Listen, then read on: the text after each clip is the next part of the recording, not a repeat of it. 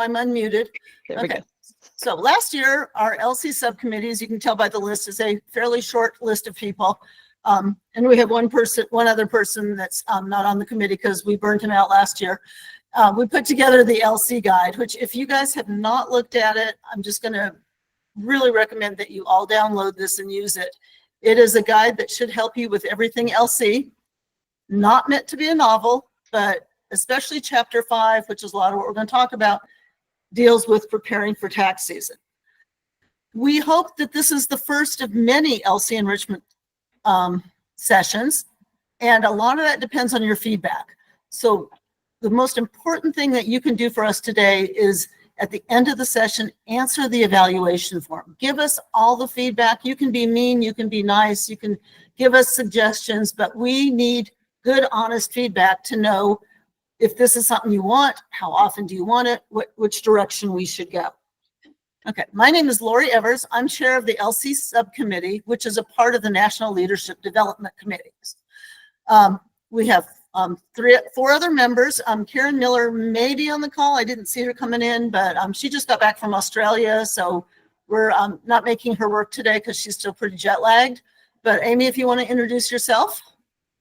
My name is Amy Smith-Moniz. I'm the deputy chair of the NLDC and a member of this subcommittee. I've been in LC for a while. I've been a volunteer for about 15 years. It was clear to us early on that we needed to do more for local coordinators, and the number of people in this call just tells me that we were right to jump in and do this today. So thank you all for coming. We really appreciate that. Marilyn. I'm Marilyn Newman.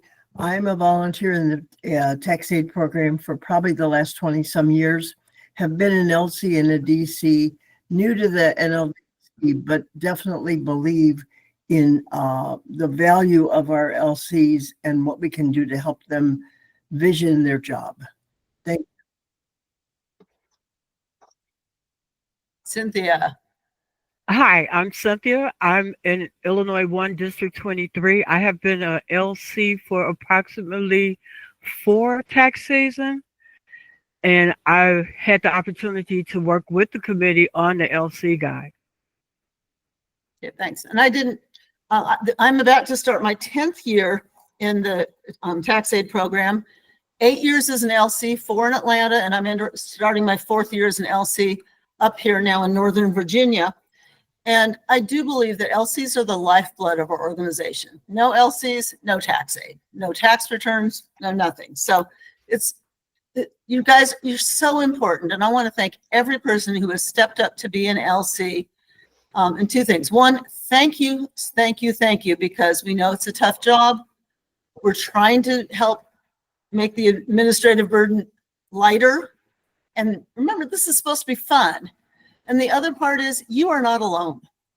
We are here as a team to help you. You have your DC, you have other LCs. You have so many people that want to support and make you successful. So our goal today is to get this, cover all of this within an hour. At the end of each section, we'll stop and answer a couple of questions. Probably not all of them because we don't want to go forever. And then when we're done around 3 o'clock, y'all can stay as long as you want and we will answer questions. If you have easy questions or technical questions or things like that, go ahead and put them in the chat. That for you is probably the second box in your lower right-hand corner. The second box from the right has little like chat lines. And Marilyn and Cynthia are going to be monitoring that. You may have some easy questions they might be able to answer right at that point. And otherwise, we will deal with that, like I said, at the end of each session. So let's go on to our next slide. Maybe. Okay. I just had a moment of panic that I was supposed to be running this, but this is actually you. I'm supposed to be running it, but I don't know what's going on. Okay, let's try this. How about that? There you go. Okay, so Amy, you're up, right? I am up. So all of you have at some point agreed to be a local coordinator, and we do thank you for taking on that position. But for those of you that are, even if you've been with the program a long time, okay, I'm a new LC, now what do I do? So the next slide Move, please. This ma'am. really captures it for me. Leadership is the capacity to translate a vision into reality. You are the leader. And I hope that aside from all the checking off the boxes and doing all the things, you're also taking the time to think about what you want your site to look like, to feel like.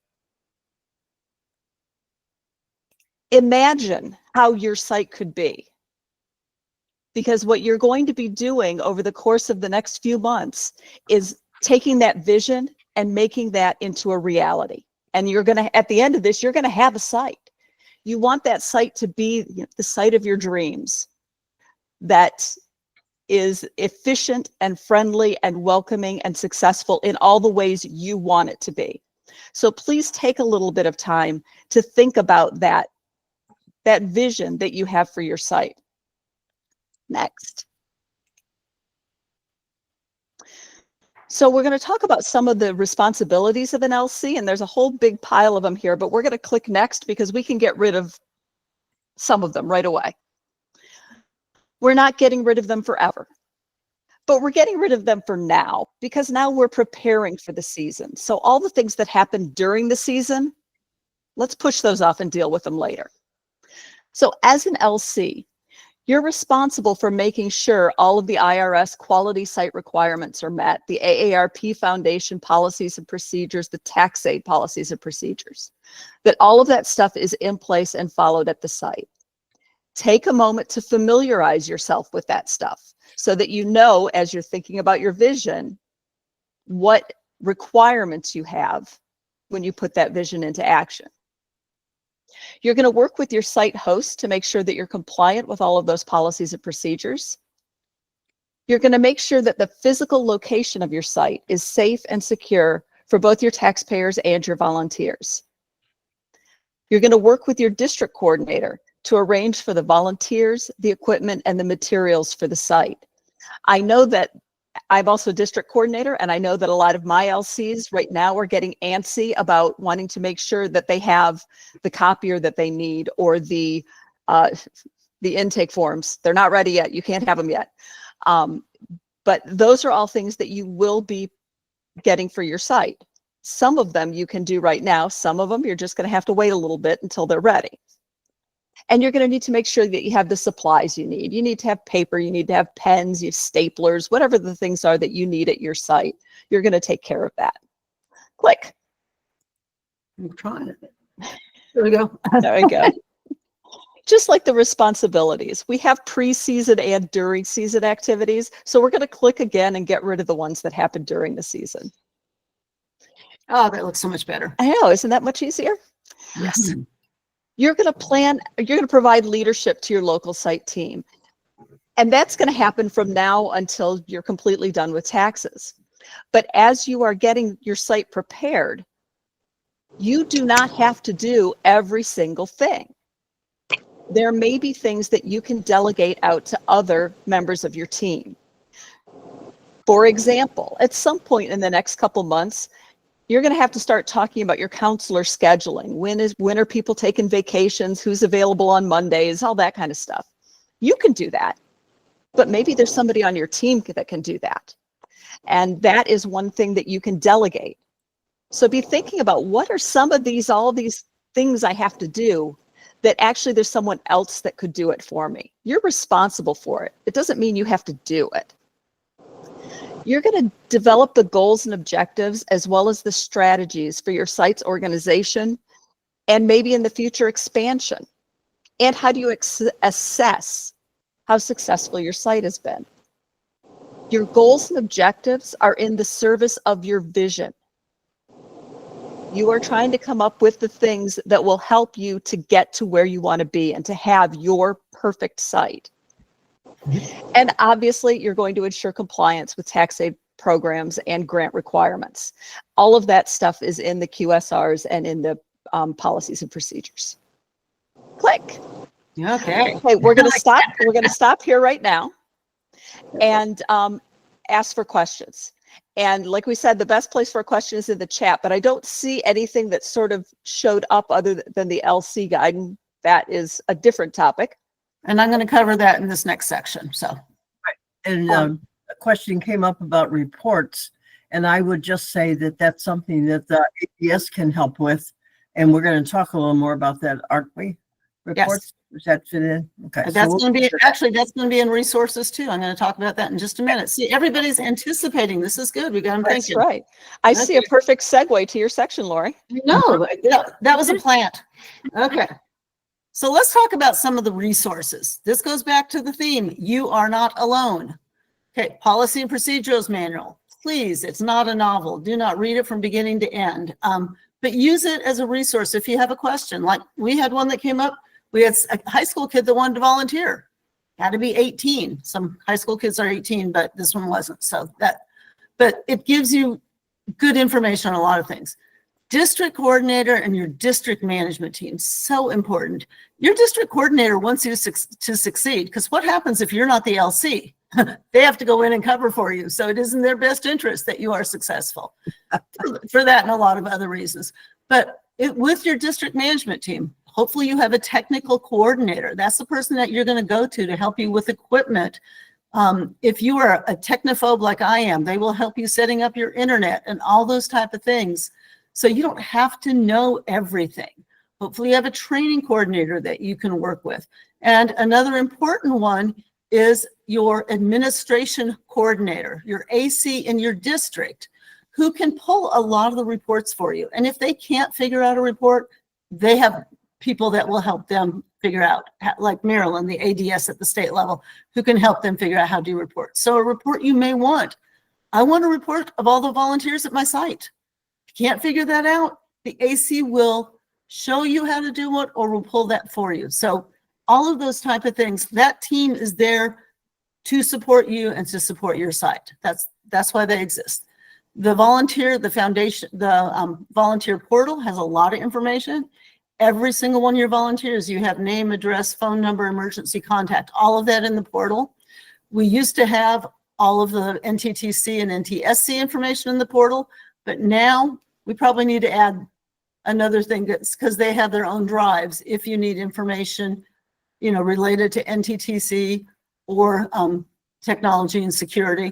But remember, you also have a training coordinator who can help you with training and technical issues, technical tax issues, and you have a technology coordinator who can help you with all the technology and Google type issues. A really great resource is fellow LCs. If you don't know the LCs in your district or LCs in your state, get to know them. Find out, who do you really like? Who do you think runs a great site? Maybe who did you work, if you are brand new and you came from another site, maybe that person, your old LC, becomes your mentor. So you may want to think about having your prior local coordinator, or we have some sites I call sister sites. I have a site 5 miles away from us, and we work very closely, even sending each other overflow taxpayers during tax season and things like that. But part of what this meeting is for is the beginning of coming up with different ideas to have information enrichment sessions like this. And the next thing might be, do we want to have a forum where people can get together once a week and just share ideas, or once a month, or whatever? We're open to anything that people want. And then, of course, I have my bias, the local coordinator guide. The best way to get this is go to the portal, type in local coordinator guide, you'll get it. You need to download that. And then when you get on your PC, you will open that up. And there's a thing that says, click here for the latest copy, because we try to keep this pretty fresh. It's evergreen. We won't be updating it every week, but at least once a month we update it. It has about 40 live links, because otherwise it would be 300 pages long. We wanted to keep it at about 70 pages.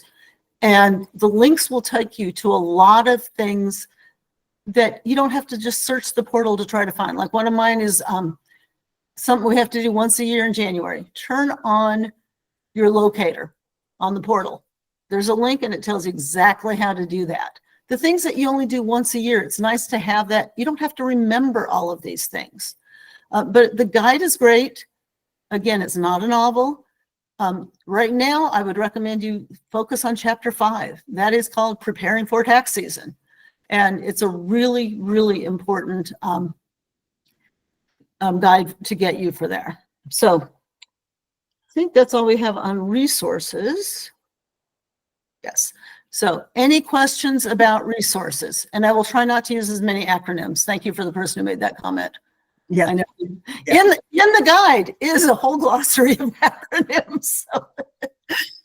Because yes, there's a lot of acronyms, and unfortunately, a lot of those words have administration coordinator. That's a long thing. So Cynthia Jones has a question. Unmute yourself and ask away. Sorry, I did that by accident. Oh, okay. And welcome, Karen. Okay. Karen Hi, Miller. Karen. Yes. Okay. Did you just put in a link in the comments for the LC guide? Yes. Oh, Karen, you're wonderful. And Karen then- is a technical person who saves my bacon every day because we could not do it without her. And she Right. is the person who's helped us with all the links and everything else. So it's a really very important role. Susan's comment is excellent too. Go ahead and read that one, Marilyn. Don't forget to mention the Control F search capability in the downloaded LC guide. It's one of the easiest ways to search for something. Just Control F and type it in there and it will help you find it. It is super. And Cynthia is asking if there is another link to the LC guide. Other than the one that Karen put in? I would say, Cynthia, just search for it. It's the easiest way. I don't do links as well as some others. I find search capability wonderful. Cynthia's comment was the link will go away when the chat goes away. So we will put that in our email, okay? Right. Okay. And TK, we will absolutely be covering some of the, we kind of talked about activities. And when we get further on, we'll get a little bit more into tasks. Right. And Karen reminds us that in the email, there was the tiny URL to get to the LC guide. Yes. TK, what an example of what an LC does, most important task. So we can Right, get, which we're going to cover more Okay. towards the end of our session. and Okay. Cynthia, since search where, always we search in the portal. Yep. Okay, let's see if there's anything else. Okay. This is great. So Amy, you ready to do site selection? And Cynthia, please lower your hand. Unless you have another question. I'm wondering if I can maybe lower her hand for her. Yeah, there we go. Okay. Okay. Amy, you ready? I am ready. Site selection.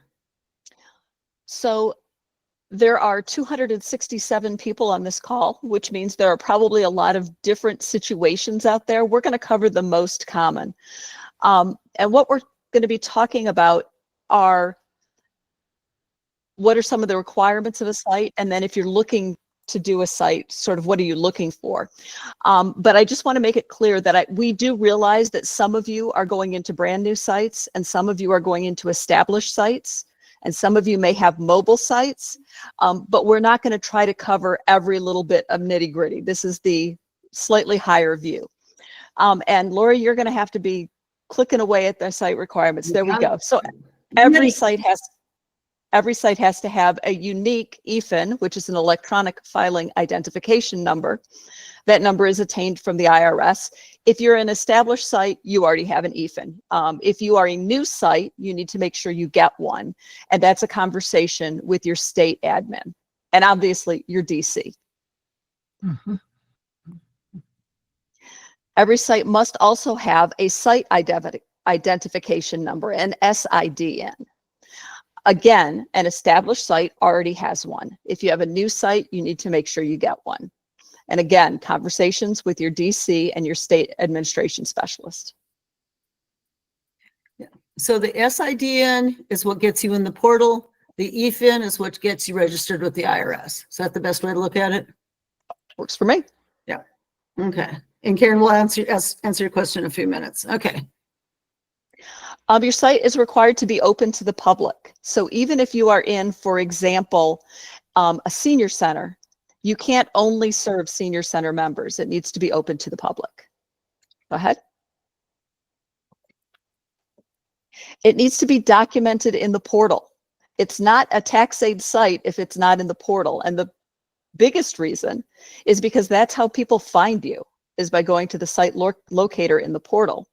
If your site is not in the portal, then your volunteers can't be assigned to your site. In fact, you can't be assigned to your site. So it has to be in the portal.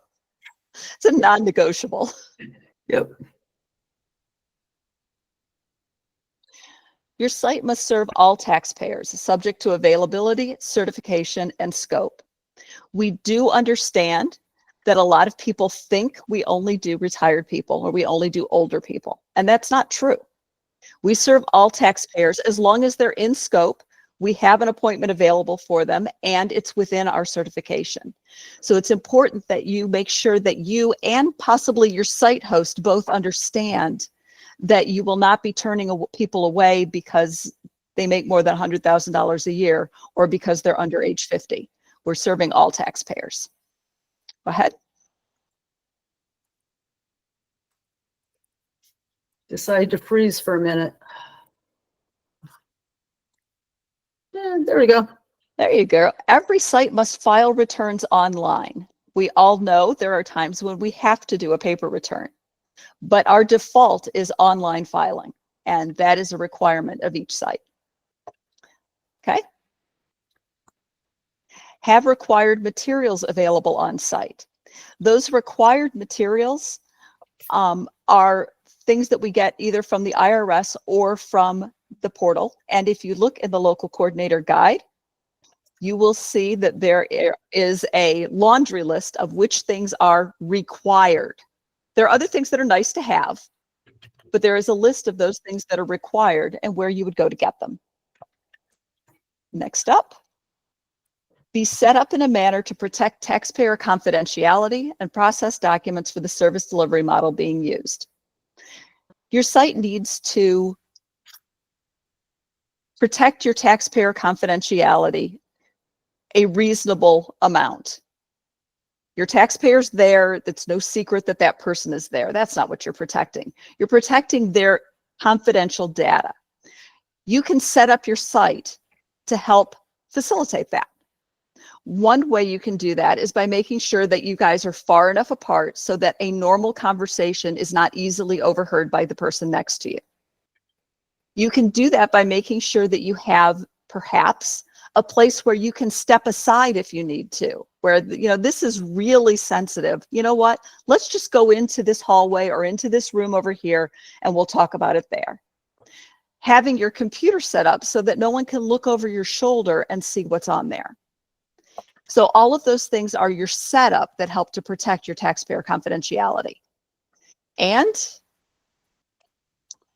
you must have on file Form 15272, the VITA TCE security plan. I am not going to go into detail about that because the exact way that that gets to you and where it's kept are all a little bit in flux right now, and it's different in different districts. This is something that you'll talk to your district coordinator about and make sure that that has been taken care of. I know that we just had the conversation today at the state level about these plans. So your DC will know what you need to do, if anything, for that. And those are, Yep, now we're on to site management. yep, those are all our requirements. This is site management. You should be in communication with your site host. Even if your site has been at this same senior center for 15 years, you still want to verify that you are still welcome to come and that there haven't been any big changes. Do you still have adequate space? If you don't, can you adjust your schedule or something else to make this space work for you? To make sure that the internet is still working properly for you, which means that you are not on a public internet, a public wireless, that they have given you their own channel, you're using our router, you might possibly be using a hotspot, but that you have internet at your site. You're going to communicate with the site host about any other issues that you might have. And you're also going to be talking to your volunteers to making sure that they're available. So if last year your site was Monday and Tuesday, and this year they said, oh, it needs to be Tuesday and Wednesday, Well, you better make sure that you still have people that are available on Wednesday before you commit to opening that site. So those are all things you might want to talk about. Honestly, there are probably 15 more things that I have talked about with my site. So we're going to have an activity because we've been listening for a while. So now we have an activity. Could you please in the chat write down other things that you think you might need to discuss or to negotiate with your site? And I'm going to give you like 15 seconds to type things in the chat. And I am going to answer. Susan James had asked about confirming that Tax Slayer that we can e-file amended state returns. We are being told yes, but this is one of those, cautiously verify that, because we were told yes last year and we know that didn't work. So that's one that you need to probably talk to your training specialist or training coordinator about, and just be really careful with that one, because that's an iffy proposition at the point. Okay, we have lots of good answers. We have lots of it. So we're going to put the stop. Your 15 seconds is up. We're going to put the stop on the writing in the chat so that I can scroll back 200 comments and see what we've got. I love audience participation. This is a great job, Amy. Just starting with Carrie Novak. So I am not going to go through, I'm not going to read every single one of these. I'm going to pull up a sampling so that you guys can get an idea. Equipment storage is something. Access, how you get to it. The hours, what their network settings are. Lunch policies, that's a good one. The room setup, and if you get a place that sets up the room for you, oh, that's the best, because I have one that I have to set up and break down every day, and it stinks. Who supplies the paper? Vacation days, appointment. Who does the appointment scheduling? That's a good one. Will they take evening sessions? Okay, potential days that are not available due to other activities at the site. Heads up, I get caught on this every year. Days the site is closed. Do they close for President's Day? Make sure you know that before you show up and nobody's there to let you in. That's a big one. We get kicked out for early voting most years. Oh, there we go.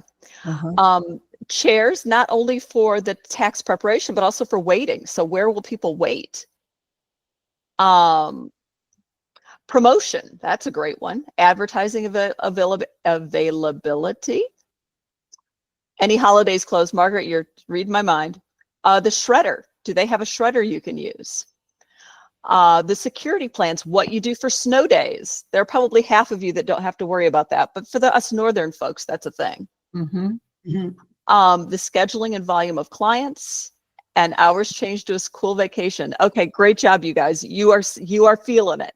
Yeah. And I think pickup of pre-appointment package is an important one too. Oh, if they'll let you come, if they will let people come early and pick up a packet or at least an intake form. So I'm going to give you guys just a moment to jot down anything that I might have said reading from this that you think, oh, I didn't think about that.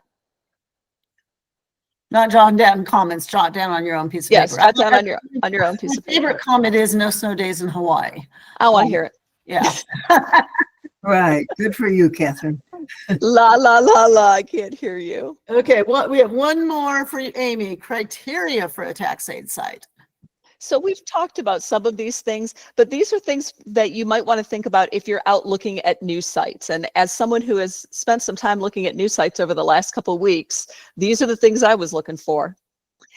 You want it to be in a public place, and ideally a place that's easy to get to. Some places have sneaky entrances and difficult parking next to the entrances. You want it to be as easy for taxpayers to find you as possible. It needs to be provided at no cost. We have zero budget for rent. It needs to be accessible to all persons seeking tax aid services.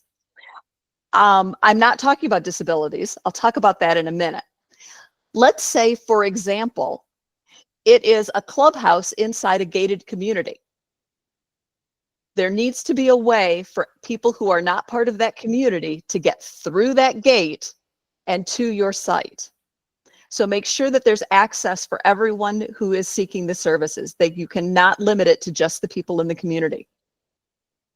It needs to be accessible to individuals with disabilities. We have had to move sites because they only had stairs and there was just no other way to get there. It needs to be convenient to public transportation or have adequate parking.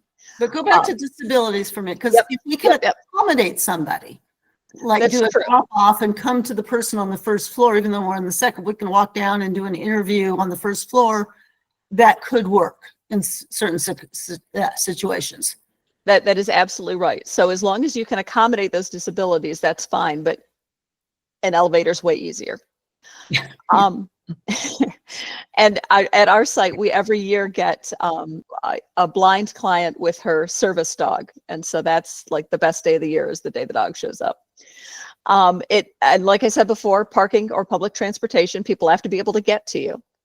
And there has to be access to restrooms. Trust me, your volunteers want this as much as your taxpayers do.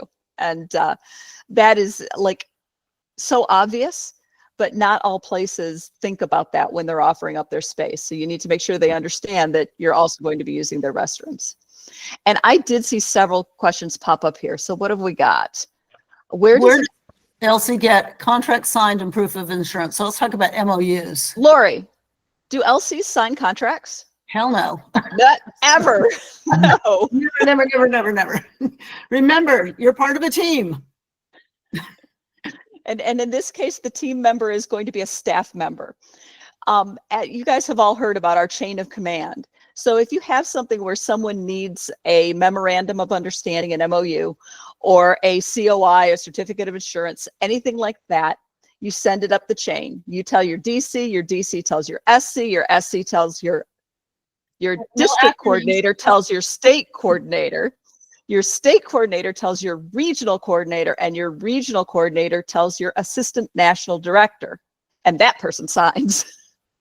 So any questions like that, take to your district coordinator and they will send it up the chain. Okay. COVID policies, we have not heard of anything COVID related this year. Translator services. There are two kinds of translator services that we can talk about. There is sign language interpretation, which is offered through AARP. And then there is foreign language translation, which is offered through the IRS. Lori, are both of those in the local coordinator guide? Yes, in great detail. Okay, so I'm going to ask. The main point is you've got to arrange them in advance, and it will take a week or two to get this scheduled. So think ahead if you have repeating clients that come in every year to be able to reach out to them and anticipate that. And yeah, I'm going to go ahead and refer you to the local coordinator guide for the details on that. Yeah. Anything else on criteria for the site? Edward is in New Jersey, has heard of sites that are resident as a senior center. Yeah, Edward, I would say that yes, that is at odds with my comment. Those should be open to the public. There are plenty of senior centers that the senior center and the LC just don't bother advertising. Like they don't promote the program. They feel like they're getting plenty done. But if someone finds out about it and makes a call, they should get an appointment. Steve, the question is, where can I find the LC guide? And honestly, that is a little bit of a knife in my heart, but we will send a link with the email that goes out at the end of this session. Yeah, we really hope everybody, by the time everybody's done, I hope everybody understands there is a new LC guide out there, and they all need to have it down. We'll help you find it. And HBL, a translation is via OPI, which is, I can't remember what it stands for. Over the phone interpreter, I believe. Over the phone interpreter, and that is through the IRS. Again, details in the local coordinator guide, which we will send you a link to after this. And then Laura asked, is there a site partner agreement form? Site partner agreement form. I do not believe so. I don't think so. I've never heard of one. Brenda, Brenda Duffy, the ADS in Florida, is on the call. Brenda, ever heard of a site partner agreement form? I have not, but in all fairness, this is the first foray I've had into the coordinator side. I've always been the administrator side, so I'm here to learn. Okay. So Oh, I see. Vicky says Vita uses those. Okay. So we do not. And I see several questions about Google Voice. Can we just hold all those and just do that at the end? It's kind of outside our purview here, but there is information about Google Voice in the local coordinator guide and also in the NTSC Yeah. library. But there are probably people here that can answer a couple questions, including me, because we do use it at my site.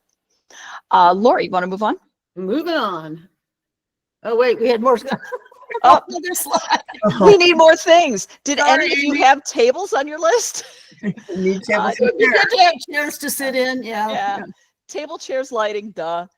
Electrical power and outlets, sometimes that's an issue. So do keep an eye out for that. Although these Chromebook batteries do last for a long time, a lot of you will not need to charge your Chromebooks at the site. You can charge them beforehand and then bring them in. Adequate seating, not just for tax preparation, but also for waiting. Privacy and security that we talked about already. Being willing to allow the site to post AARP, IRS, and local signage. Those are our required posters. A list of those posters will be found, let me guess, the local coordinator guide? Yes. And obviously allow for internet access. Now Okay. I think we're good, Lori. Now we're done. Yes, now. We're just on such a roll. Okay. So let's talk about in my mind, your most important resource, your team. You are now the head of an incredible group of volunteers. And when you think about the amount of training and time that each of our volunteers spends just getting ready to go on February 1st, it's pretty impressive. I don't know of any other volunteer job I've ever done that has involved so much investment in time before I ever get to even volunteer. So we're going to talk about some important roles. Shift coordinator. The shift coordinator is somebody who can run a shift in your absence, but they can do a lot of other things. A shift coordinator can basically do whatever you want them to do. So that doesn't mean they just manage a shift. They could manage a function. They could manage scheduling for all your volunteers. They could manage making sure that you have enough pens and equipment and reordering supplies and all those type of things. But a shift coordinator can do anything you want them to do. It's incredibly important, even if you have the smallest of small sites, which is 2 counselors, you and another tax counselor. Your other tax counselor should be a shift coordinator because, well, if there's 2 of you and one of you gets sick, you can't have a site. If there's 3 of you and you get sick, your shift coordinator can still run the site, because otherwise, if you're the local coordinator and there's no shift coordinator and you get sick, we learned this lesson during COVID, you close your whole site. And if you think about the rules in 22, if you close this, if the LC got COVID, you close the site, I think it was 10 days they had to take off. That puts you out of business for a lot of tax season. So having that shift coordinator is important. And isn't it nice to have another person that you can lean on? Because again, the whole theme, if you haven't heard it, you are not alone, right? Electronic return originator, the ERO, that is a position that has existed for many years. But the national leadership team has now said this is a required position this year. For the first time, it is required. So every single one of you needs to make an assignment, which means you're going to decide who's going to be my ERO. We'll talk about that. And then you're going to tell your administration coordinator or your district coordinator or both, and they will make that assignment in the portal. So the ERO's job is to make sure that every return is accounted for. They're making sure returns that didn't get filed, out of scope, whatever, that there's a good reason they didn't get filed. They make sure the returns that should get filed got submitted to the IRS and the state. Then they check and make sure they got accepted by the IRS and the state. And if there's any rejects, they need to be responsible. They're chasing that person down. And again, it doesn't mean they have to do it, but the ultimate responsibility for all of that is the ERO. That, in a lot of situations, is going to be the same person as the LC. That's what it's been as a default. But at NLDC, our recommendation is if your site has multiple tax counselors and stuff, is that the LC not be the ERO. And here's the reasoning. The LC is supposed to be managing volunteers, managing taxpayers, as an LC, I get my steps in. I rarely sit down. I also rarely prepare tax returns. I'm up front with my CF, making sure everything is flowing closely, answering the Q&A questions. A lot of time my CF will say, hi, we might have a scope issues when somebody's coming in, trying to deal with a lot of those issues up front. And then with the tax counselors helping with quick questions, making sure just everything's moving around. Sometimes I realize I've got a first-year tax counselor doing a return that they have no business doing. There may be some reassigning being done there in a gentle way. That's what I need to be doing as an LC. The ERO is the person who needs to be following every single return. And the idea is, my joke is that we don't have any hanging chads. By the end of the day, we know every return in TaxSlayer what the status is. We've got a tab on it. We've got a note, something that lets us know every return that has not been submitted by the end of the day, why hasn't been submitted? Is it going to be deactivated? That needs to be a person who's really good with detail. And again, it's better if it's not you. And the idea is we don't want the LC to burn out by having to do everything. Share that responsibility with somebody. We know what a counselor is, COU. These are our acronyms in parentheses for all of you who don't know. Hopefully you have a bunch. And you're going to look at who are your counselors? Who are your strong counselors? We have a term we call SME, subject matter expert. You may have somebody who's an expert on amended returns, which are a pain. Not everybody needs to know how to do an amended return, but if you've got a couple of people that are really good at it, you're great. Do not give an amended return to a first-year counselor because they may not ever become a second-year counselor. We don't want to scare them off in the first year. We think about if you're aware somewhat of what training is for first-year new counselors, one of the things we probably don't train is Medicaid waivers, because how often do you see those? But you need somebody that at least knows how to recognize that and knows how to prepare a Medicaid waiver. Somebody who's going to be stronger on Schedule Cs. But try to develop and figure out who is strong on different things and get those returns to those people for preparation or for QR or both. Okay, quality reviewer. It's not an assigned position, but it's certainly a functional position within your site. So 2 ways we do quality review. Some sites have dedicated quality reviewers. That's all they do is review. Might have 2 or 3 people that all they do is the QR. And to an extent, they're kind of like trainers because they're going to be the person that QRs, make sure everything is good. And if they see a counselor making the same mistake over and over, they're going to pull that counselor aside, not in front of the taxpayer, and counsel them a little bit, explain to them what they're doing, get some clarification so that everybody learns from that. Other sites may have a quality review where it's peer-to-peer. Everybody reviews each other. Generally, we recommend that first years, unless you have a superstar, not do QR. And we have a few 5th years that we recommend not do QR. It just depends on your site. But anyone that you have confidence in can review each other if you're doing the peer-to-peer. Last one, client facilitator. Not a required position, but I cannot imagine running a site without one. It's not required, but to me, it's essential. And my joke is that my client facilitator is the ringmaster of my circus, and they keep order. They're the first person the taxpayer sees. Taxpayer comes in, they don't want to be there. They don't like taxes. They don't like the reason they have to pay, all the different things. They're not in a great mood. So that first impression is really important. They're going to greet the taxpayer. If they have an appointment, make sure they have an appointment. If they're walk-ins, they're making sure they get on the list and everybody's in the correct order. They're checking ID. They're checking social security cards. They're at least doing a quick look to see if something looks like it may be out of scope. Somebody comes in and says, oh, I've got a bunch of rental property. They're going to be saying, hey, Laura, you need to come over here. They know the answer. We can't do your return, but that is what the LCs get paid the big bucks, is to say, I'm so sorry, we can't do that return. So the CF is important. And in some sites, you may have multiple CFs during a shift. One to keep things in order and one that might help taxpayers fill out forms. And remember, this year there is a new intake form for those of you that aren't aware of it, and it's different. So we're going to be doing in our district mandatory training for all CFs in our district so they can understand the form and explain it to the taxpayer. And so it's important that the CFs be aware of all of that, and they're going to deal with the angst, because I'm sure you've never had that taxpayer comes in and goes, everything's the same as last year. Why do I need to fill out a new form? Well, now it's a new form, really new form. You do have to fill it out. With your team, one of the things that's important pretty soon, if you haven't done this already, is make sure you've got a list of all of your volunteers.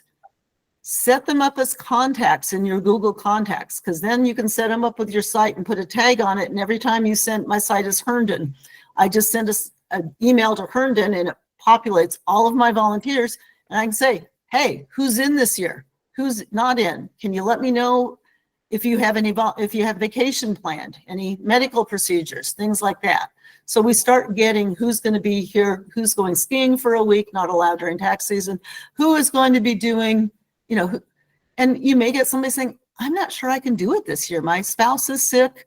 I may need to go on leave of absence. You need to deal with that. And if you have multiple days that you're open, what shifts are those people going to want to work? Maybe they've always been Tuesday, Thursday, but they really would rather work Monday, Wednesday. Start moving around those shifts and figure out who's available and what, and filling out that slots. This is the most important resource for us to manage. Hey, Amy had a point. Well, yes, Amy.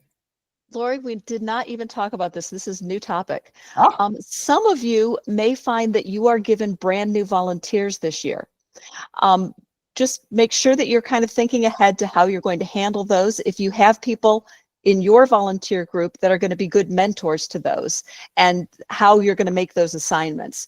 Even if you're not sure if you're going to get someone, if you see that you're going to be short people, talk to your district coordinator and ask for somebody. Say, you know what, we're struggling here. I could really use some new people, or maybe somebody from another site.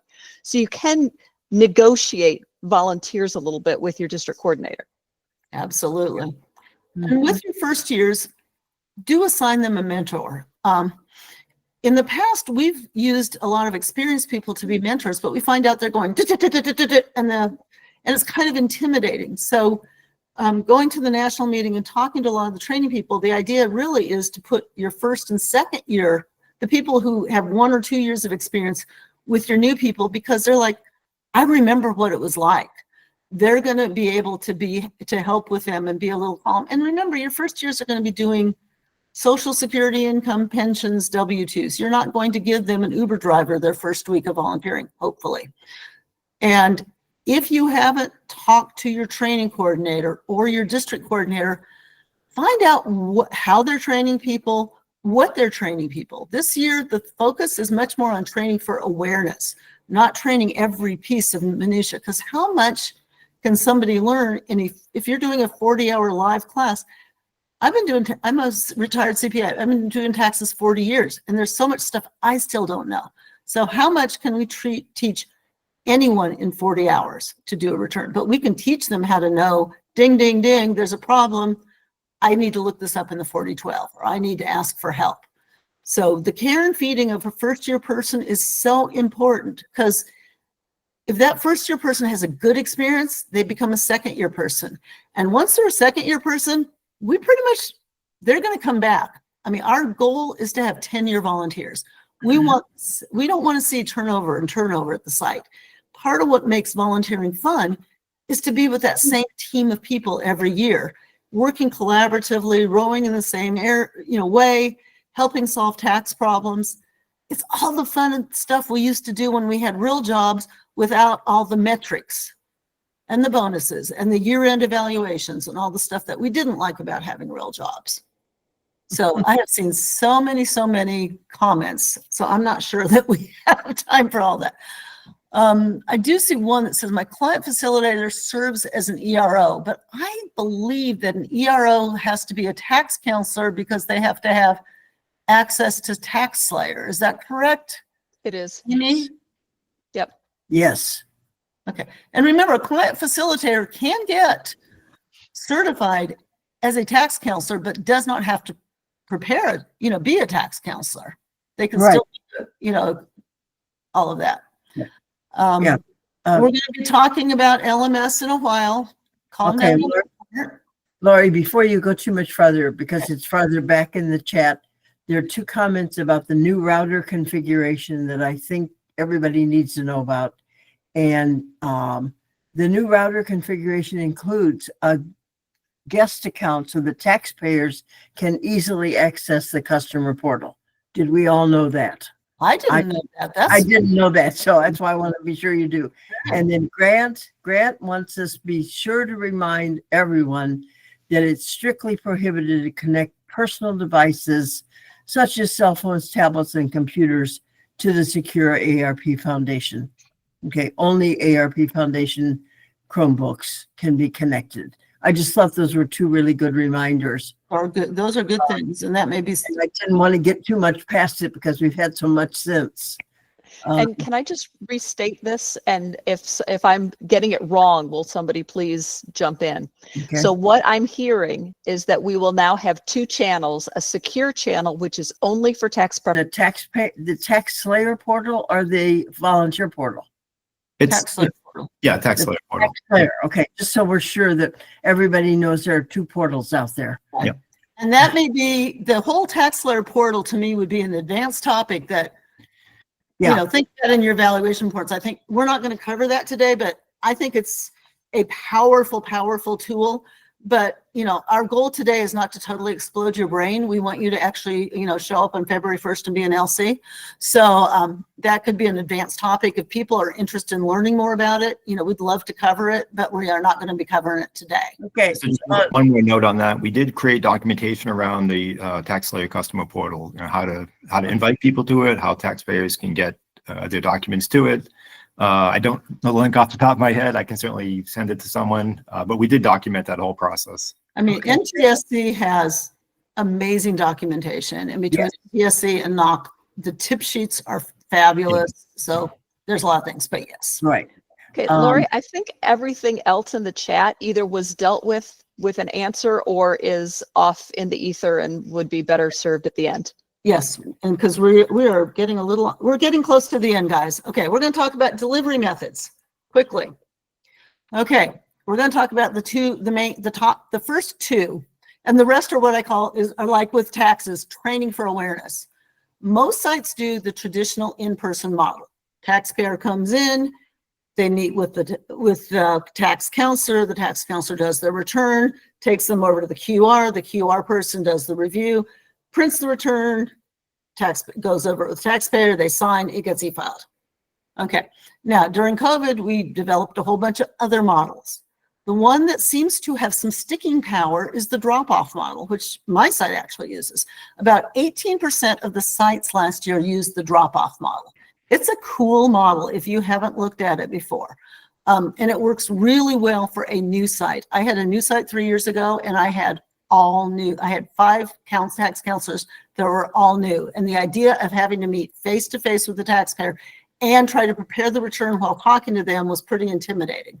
So they meet with the taxpayer, they do an interview, 15 to 20 minutes, taxpayer goes away. They work on that. We use Google Voice, which we'll talk about more if they have questions. They then give the return to the our quality review person, because we had a dedicated QR person. That QR person, in my case, because it was a new site, new trainee, would actually go over that return first with the tax counselor, but just for them to learn. So that's not required. But then they would set up a Google Meet appointment with the taxpayer and do a Google Meet review over the internet, and then tell the taxpayer when the return was ready and they could come back and pick it up. So we would kind of call it intake and then outtake when we would go over the return of the taxpayer and they would sign the 8729, the e-file authorization. So those both work great. There's a lot of other options with the 1 or 2 visit scan models and with the no site visit model that would work, especially for people in more remote areas where you may not even have a site. I just want to mention them for you to be thinking about possibilities. There are many, many ways that we can deliver tax services, and our job is to serve taxpayers. And however we serve them, that's the good thing. ATP is actually used where taxpayers call in and one of us counsels that taxpayer how to do the return themselves over the phone. It's pretty, it's pretty volunteer, you know, it takes a lot of volunteer time. But again, it's a way of helping somebody doing a remote that may not be anywhere close to a site, but they have to have some computer skills, which isn't a lot of our taxpayers. Home and shut-in visits, we pretty much shut down after COVID. It's allowed, but not encouraged, because remember, you still have to have 2 counselors. So that's really people focused, and that's a lot of people spent on one taxpayer. The newest thing is the FSA, the facilitated self-assistance, which is either a standalone site, and part of the reason these were created was we were having trouble getting LCs. VITA's been doing this for a while. So you can have a site as long as you have 2 volunteers. I think one has to be a tax counselor. And we have Chromebooks. We help people get online with the taxes. There is an income limit that I think is around $79,000, but people can do their own returns. It can be a standalone, or what seems to be a little more successful, because last year was the first year we really did it, was a hybrid. So if you're at a site and you have somebody that comes in and you're booked that day, you're just busy, but they look like they could be computer literate, you could set them up on this FSA computer and just help them get set up and do their own return. They prepare their return. You help them with the technology. They can do out of scope returns, but you cannot answer out of scope questions. And then they print their own return, separate printer, and they will e-file it right from that computer. They can also get the return done to a point, take it home and finish it on their own. So it is just another way of serving taxpayers. I just want you to be aware of it and not necessarily become a expert on it, I guess is the best way. So yes, we're all trying to not be on top. The need to print out and have customers sign consents forms.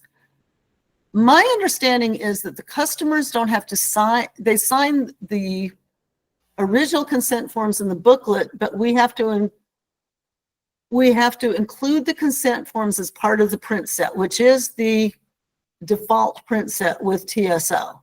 So that is another 3 pages of paper we're using for every single return. Mhm. Amy, are you aware that the taxpayer has to sign that copy also? No, I believe that was a follow-up to the earlier comment about doing a session on the TaxSlayer portal, Okay, but I'm not certain. But you are correct in what you just said. okay. So, Okay. yes, and if you're a shift coordinator, we're going to talk about that. You pretty much have some of the same requirements as a local coordinator. ML Radcliffe, question. She's muted. Quality review on those facilitated returns. There's no quality review, there's no preparation. It's all on the taxpayer. Okay. Yeah. Taxpayers in a separate room while the return's being prepared, that's really a drop off.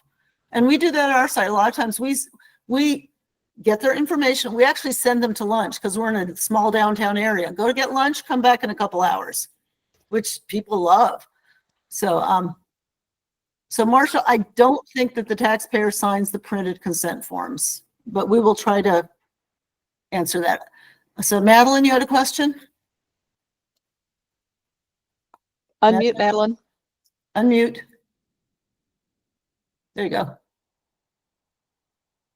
Still can't hear you. Huh. Should be unmuted.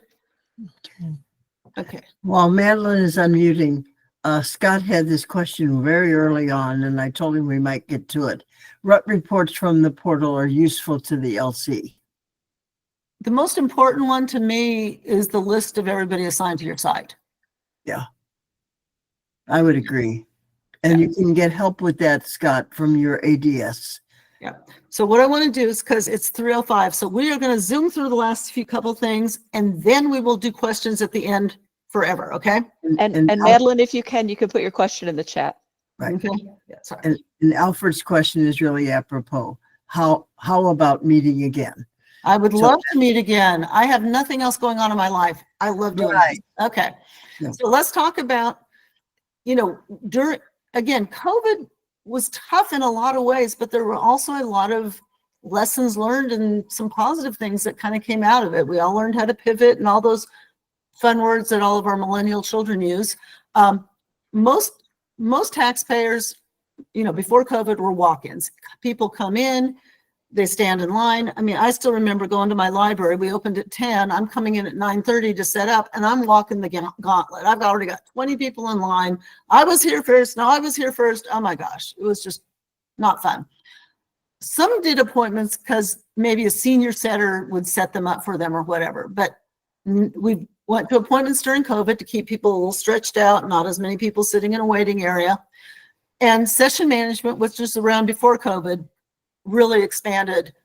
And I think somewhere between 600 and 800 sites use session management, which is done through the volunteer portal, which we could do a whole session on session management. I believe that the NTSC probably does some sessions on session management. So that's a whole separate thing.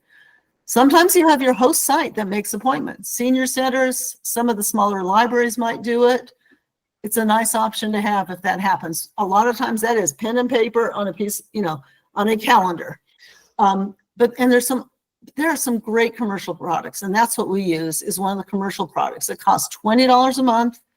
The P&P manual says that we cannot generally get reimbursed for that, but I will pay the $20 a month out of my pocket because it's only for January through April, and it saves so much time.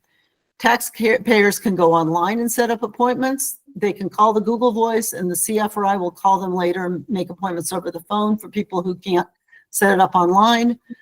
They get a confirmation email. All the forms that they need are attached, and some people actually do fill them out in advance. Shock. It tells them everything they need to bring, starting with, oh, wait, I didn't know I needed to bring a photo ID.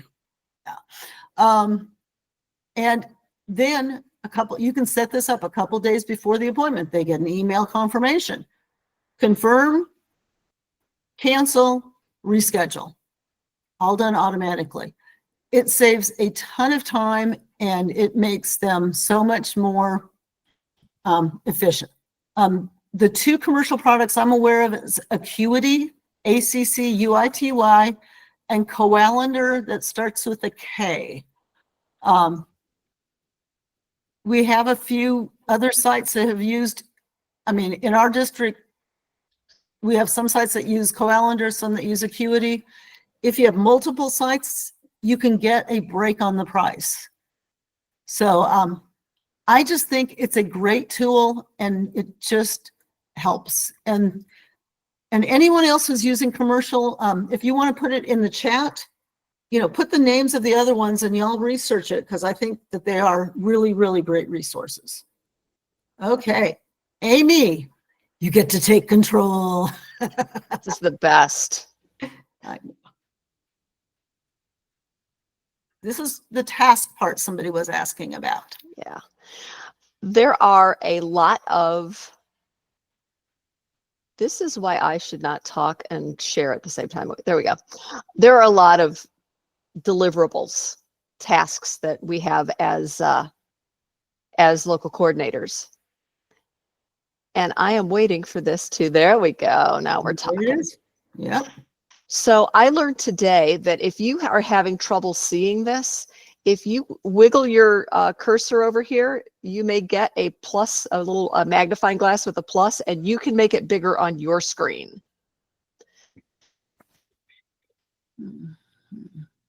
We'll see if that works.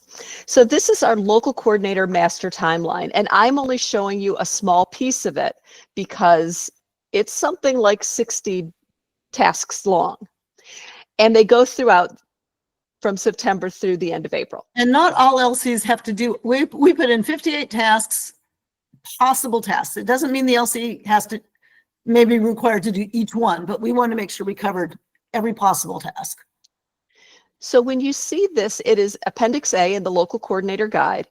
And there's a spot that says, download here.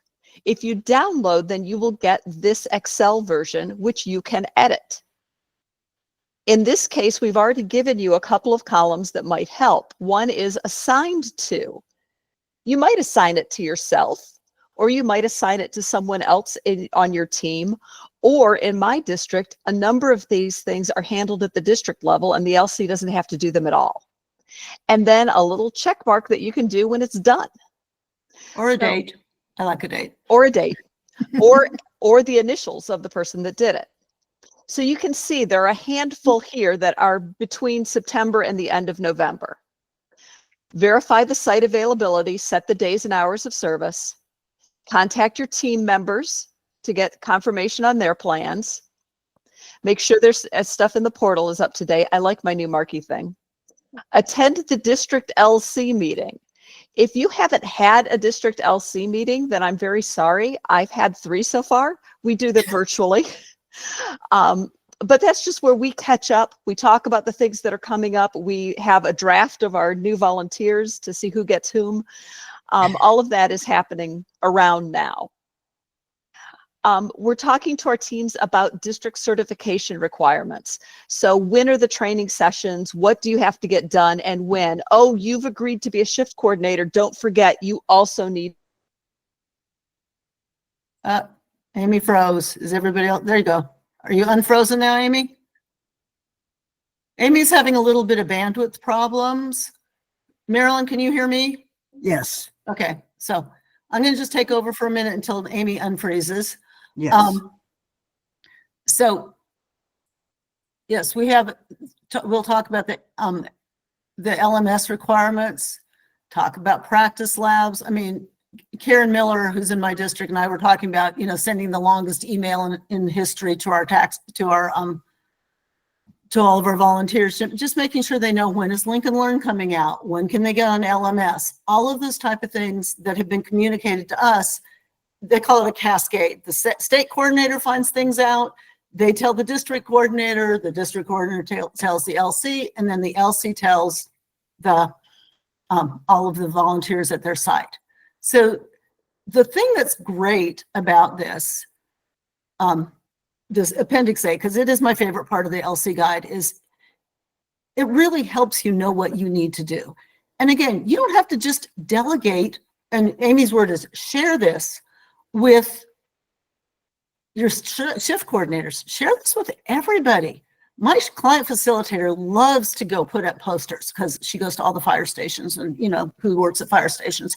And there's a lot of things that you can share. And the idea is let everybody take one task. And if everybody does just one thing, they feel even more a part of the team. And they will help contribute to all of that. But use that as a guide. And the great thing with that Excel spreadsheet is you can print that out, or more importantly, if we do a whole session on Google, which Stephen may be heading up, he just wouldn't know that yet, but he's been voluntold. You can put it on your Google Drive for your site, so everybody would have access to it. So it's a really powerful form, and it's something that we want you to really think about using. And Amy, when you're back, feel free to recapture at any point. I think we've pretty much talked about Appendix A. Are you back yet? Guess not. No. Lori has her hand up that she has a question. I'm sorry, Linda Webster. Okay, Linda, we're going to go Webster. quick because we have one more thing and then we will do discussion. So Linda, quickly. Unmute. Linda. And Laura, you need to take back the presentation as well, so you can do the last slides. Okay, so, okay, is that going to let me? And Linda, you're still muted. I don't have any questions. That was a mistake. Okay. I like it when people just wave at us. Yeah, we like that a lot. Okay, so we've talked about the timetable. It's this is your tool. Somebody had asked about tasks. These are your tasks. I mean, I'm really proud of this, and we worked hard on this. Okay, last thing we're going to talk about, LC certification. What we're talking, everybody knows, everybody has to take the 2 basic LMS. Well, we're going to do LMS first. Everybody has to take the 2 basic LMS courses. And if you are a returning volunteer, not a new volunteer, you have the option to test out this year. It's kind of cool. Something else that we're going to be, you need to be sharing with all volunteers at your site. There is also a module on the local coordinator for local coordinators that all LCs and shift coordinators are required to take. You cannot test out of this. Amy and I almost gave up a really important game of Oregon versus Michigan football to finish this up. But 2 years ago, this LC, the local coordinator module, was 4 modules. Last year, we got to do an edit and we got it down to 2.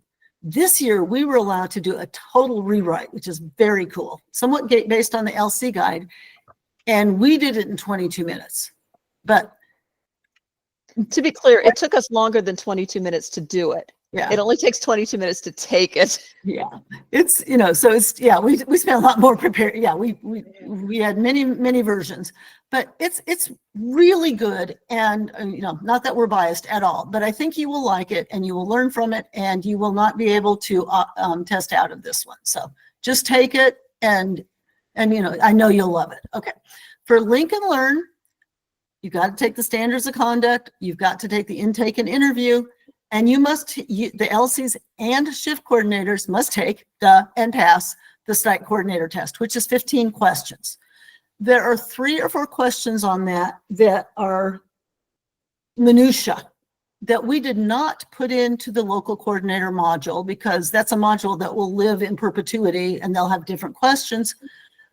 So in the module, we refer you a couple of times to the write this down, IRS publication 5683. You will need to refer to that to answer 2 or 3 of the questions in the shift coordinator guide. Thank you, Amy, for putting that down. Now you noticed in Link and Learn, I didn't say anything about the advanced tax test. Hopefully you know that LCs and shift coordinators do not have to be tax counselors. We've had a couple of CFs who have become excellent LCs. I think at one point, Marilyn pulled the numbers. I believe we have about 200 LCs nationwide who are not tax counselors. Mm-hmm. Just want to throw that out there for you to think about. The LC is a leadership role. It's not a technical role.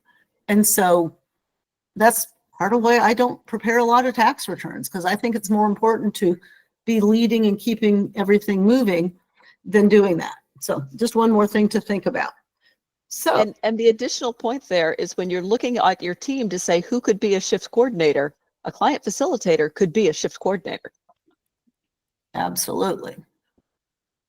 Learning management system is what LMS means. And that's what you take on the volunteer portal every year.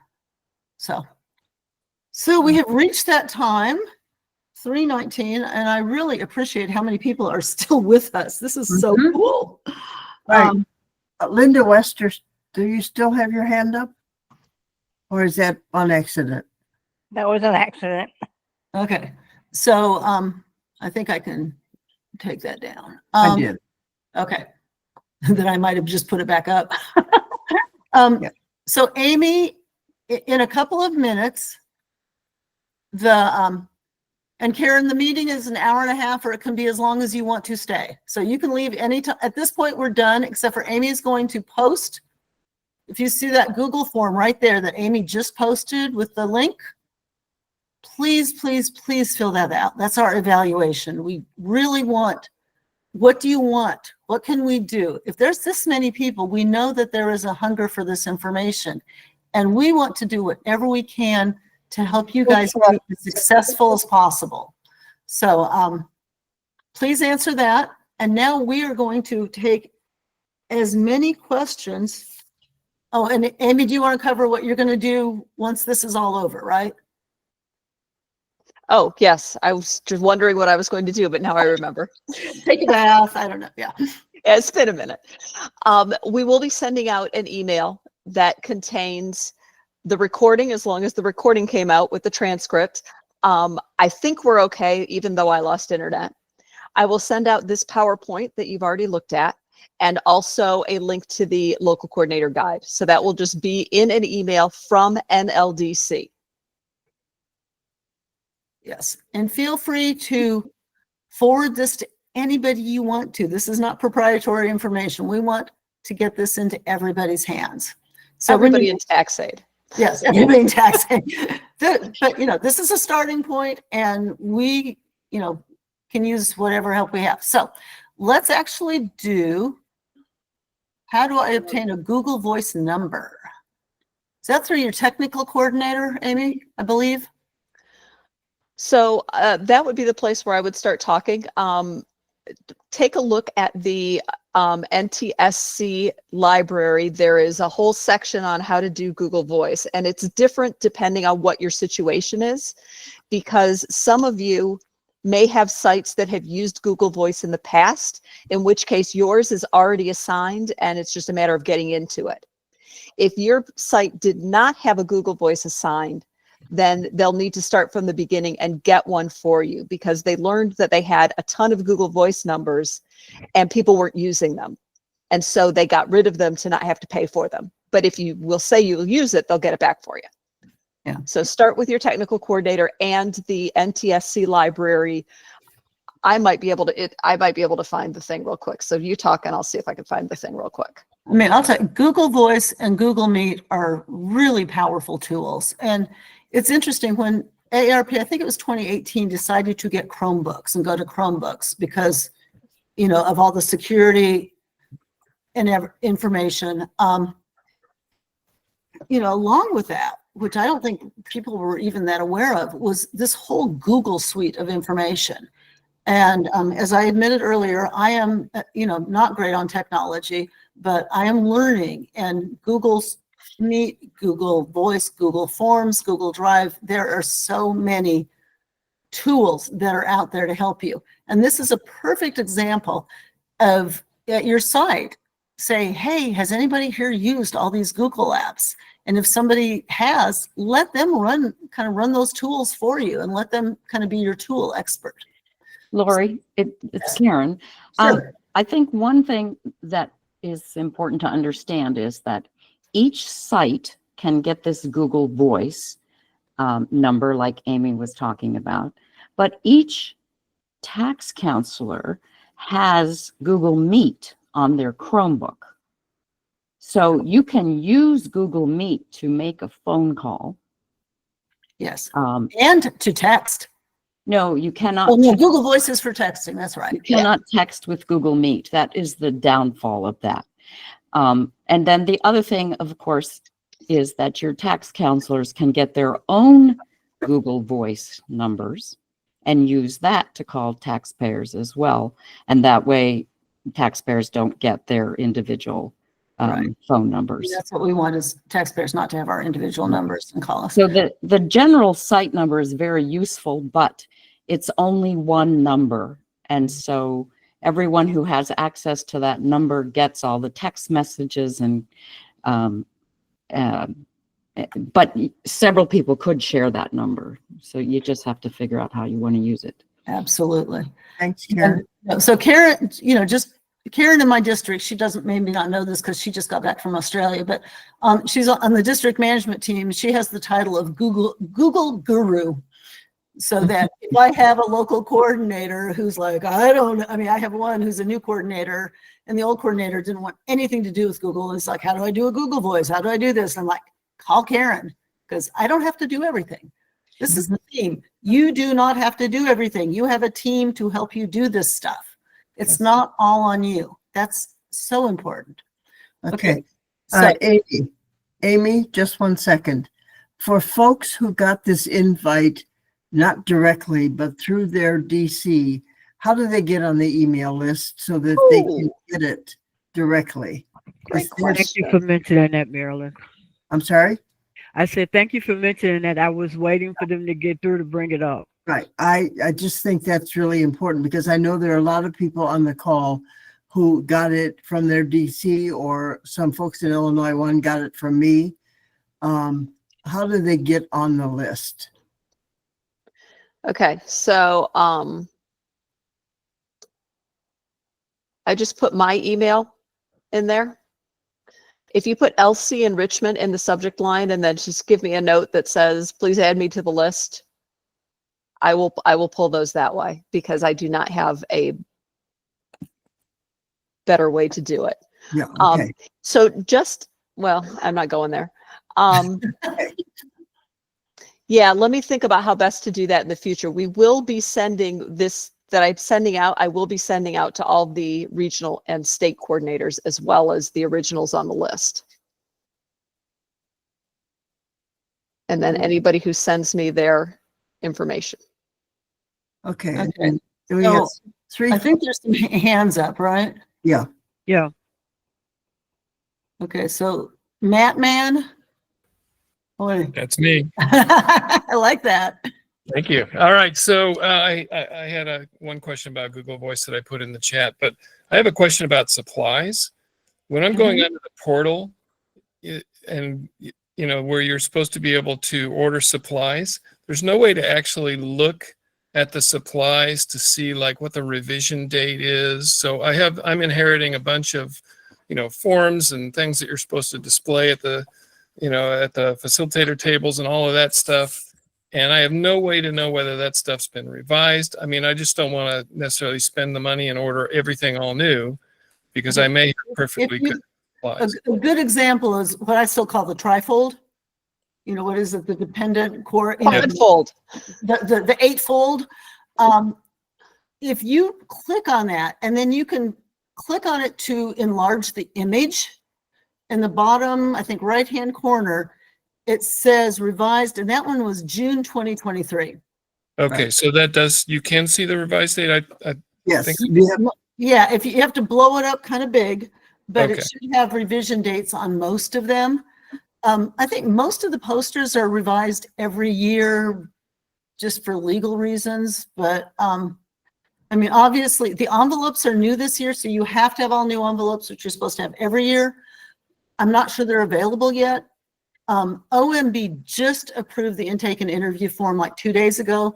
So TaxAid is now adding their consents and their demographic questions. So it's, my guess is a couple more weeks. I think I'm looking at December 1 being when the world, everything becomes, you know, Link and Learn will be done by then, and LMS is supposed to be out on December 1. And I think most of the forms should be available by then is in my perfect world.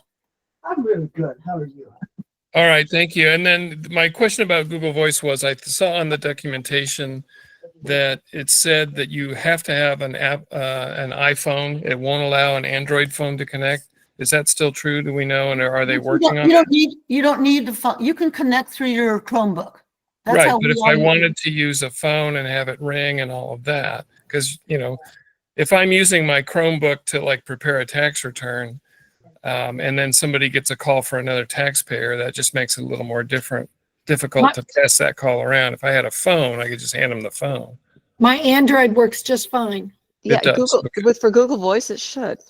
Well, I mean, the Google Voice provided by National, that it says specifically that number, it won't work with Android. And I haven't tried it because I haven't got access to my number, but I don't It know. works fine. Truly, does. it works fine. The only thing you don't get perhaps is when you call, it may not say TaxAid. It may Okay. just put a number out there. Yeah. And what you want to do is really, hopefully your technical coordinator can help kind of hold your hand and walk you through that, which is important. Sure. And another thing that we do at our site is when a taxpayer comes in, my CF, the first thing she does is say, here's our number, put it in your phone as Herndon TaxAid. So we're in as a contact.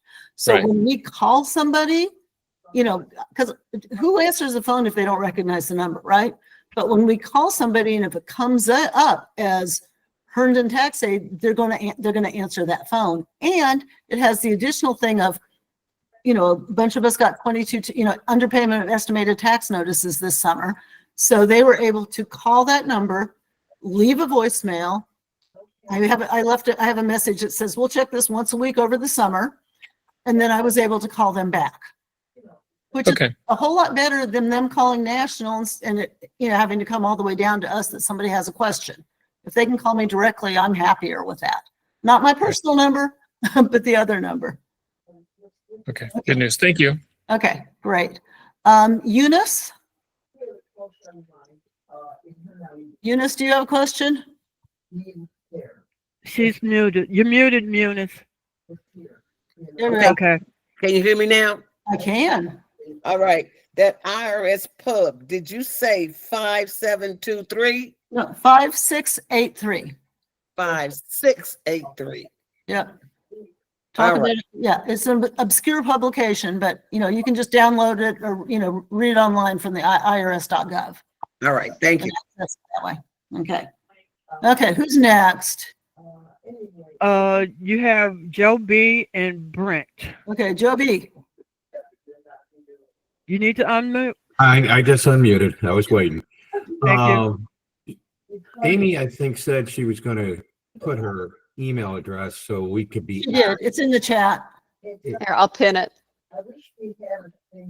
Yeah, it's you have to. It's about 10, there's about 10 comments after that. Oh, but- there it is. I yeah. got it. Thank you. Okay, perfect. Okay, who else is up? Who Brent. else? Brent. Brent? Yeah, I just caught something you said kind of in passing a few minutes ago. So we're still going to have 2 sets of demographic questions to answer on each return. Unfortunately. Uh, Yeah. I was- and I if was you told that, if that you the had new seen form the was gonna original OMB originally added an entire page of just they took every demographic and expanded it. So at least that is gone. It was going to be really bad. So it's going to be similar to what it's been in the past. but it's purely optional for the taxpayer, right? Absolutely. Are the AARP demographic questions purely optional? Yes, I believe so. Amy? I The believe that is. software always made you answer something for one Yeah. set of them. But one of the choices is taxpayer chose not to answer. Yeah, but you still have to click on it. I know. I swear there's some returns I feel like I spend more time on the demographic questions than entering. That's right. We're a very high volume site and those really slow us down, but. I know. Okay. Well, what I have heard in TaxSlayer is that at least if somebody is single, you will not be asked questions about the spouse. Oh, that's good. And can I ask a very quick question? Yeah. Does anybody know if TaxSlayer has implemented the feature that where it knows whether the taxpayer had an identity theft PIN the previous year? It's Theoretically. supposed to. So that so they'll cut down on most of the rejects? Yeah. That's what they said, but that's what they told us last year too. Yeah, to be clear, it only knows if the IP pin was put into the return, not if they had it and didn't put it into the return and paper filed or whatever otherwise. You can you can go into your last year's list and print out an IP pin report. And like for my whole site, it's like 6 people. So I just committed them to memory. Yeah, for a big volume site, that's going to be a little harder, but. Okay. Okay, so Barbara Richwine? I didn't read the email I got very well and just thought it was 2:00 at my house. And so I'm wondering if My I people. will get a copy of this from the beginning that I can watch later. Yeah, Yes. if you see where what I have, this thing I have is you're going to get an email with the link to the recording, if it works, a link to PowerPoint, and a link also that will have the LC guide in it. You're Thank also going to get a link to this evaluation form that so far 62 people have filled out, but I still see there are still 157 people here, and I can't do math, but that means a lot of you haven't done it yet. That's okay. They're focused on questions. They can do this. I'm just reminding constantly. Yeah, I guess we'll need to leave this open for a while so everybody can get that. Okay. Not nagging. So Eileen, do you have a question? Or did we? More of a comment about Google Voice. So off season as an option in Google Voice where you can forward the phone calls to another phone. So I have it forwarded to my cell phone. And so this way, if somebody calls off season, I don't have to log into my Google site account to see messages that were left because I'm going to hear about it on my personal cell phone. So, Smart. You can you know, also just you can also forward your calls to your email as well. yes. So there are ways to, if you want to get the information without actually having to log into Google Voice to get your phone calls and things like that. I also use texting a lot because, as somebody mentioned, a lot of people won't answer a phone call from a number they don't know. So I text everybody before I call them and say, expect a phone call from this number, because I'm part of, I screen the people who have scheduled appointments to make sure they actually need an appointment and try and figure out if their return is in scope. So we don't waste an appointment on somebody's return that we can't do. So I always text people ahead of time. Not everybody receives the text because some of the people probably gave me their landline, which does not get a text. But for at least the people who I'm texting a cell phone and they can get back to me and say, well, yeah, no, I'm not available between 7:30 and 9 tonight.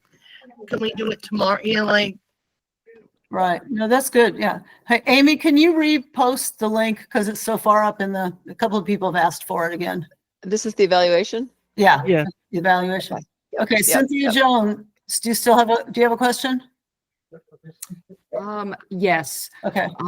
My question is the new intake and interview form, it'll ask a question like, do you have income, a W-2 income, and you check the box or don't check the box.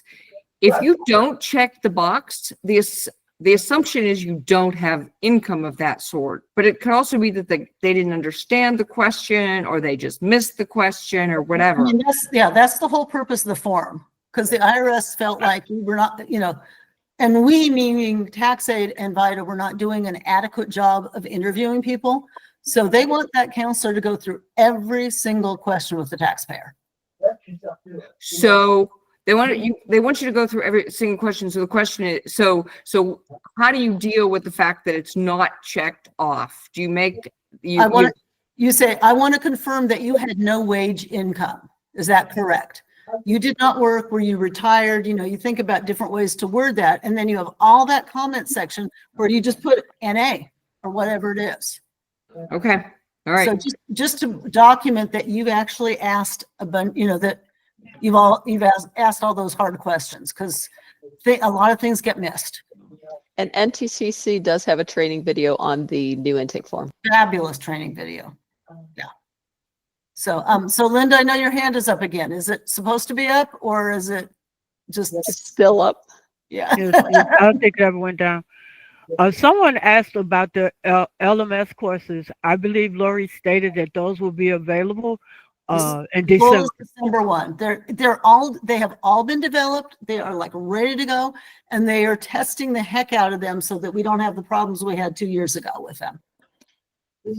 And Madeline, are you still having a problem opening the link for the evaluation?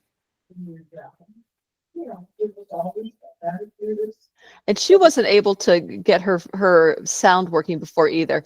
Madeline, try right-clicking on the thing and opening it in a new tab. Okay, so we got a couple others. Karen has a question.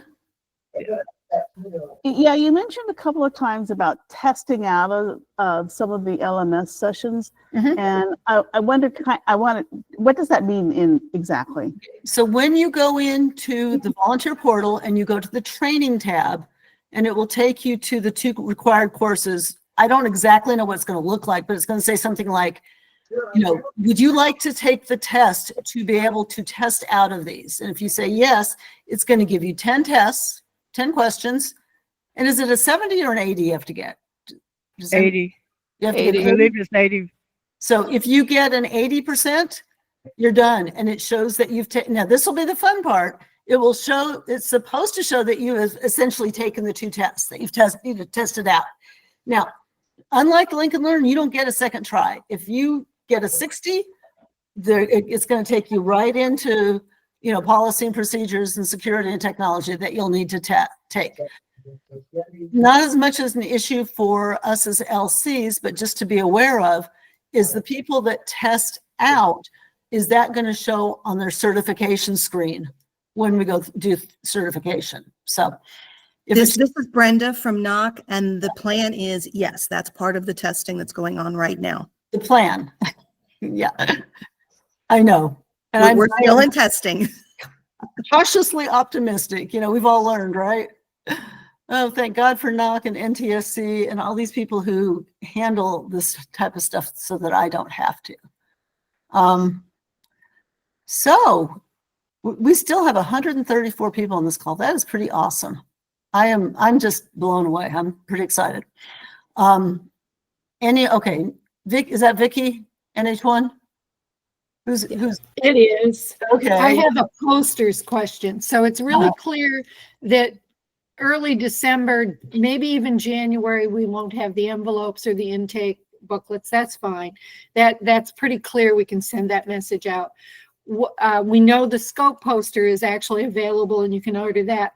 But the two other posters, I can't seem to get anybody to answer, whether it's NROC or whether it's our RC, about the responsibility poster or the pre-tax poster, whether they're going to update them or not. Responsibility. Look, I'm going to go pull mine while you're talking, okay? Yeah, so it's old ones out there, but the question basically is, are they even going to update them? Nobody can answer that question for me.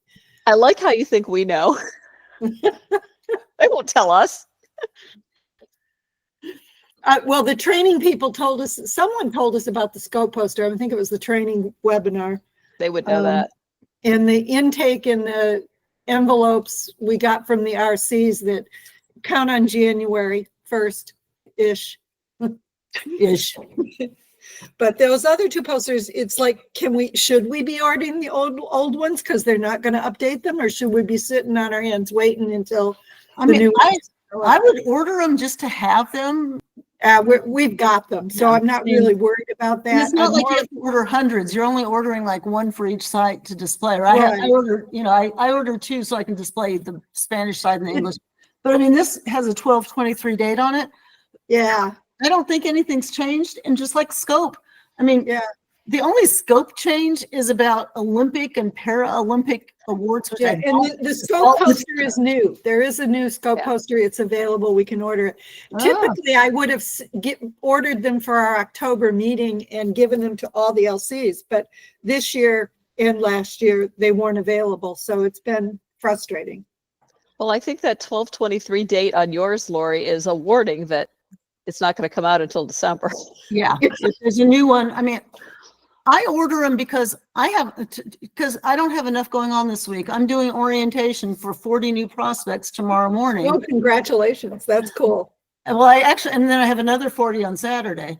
And so I want to show them, I order enough so I can just kind of pass it down just to show them, here are the things, here's the responsibilities, here's the scope. And these are things I ordered probably in October, and I know they're not necessarily current, but there's current issues that I'm going to have for tomorrow. So we always used them at the admin meeting, kickoff meetings in October. It's very frustrating that it keeps getting pushed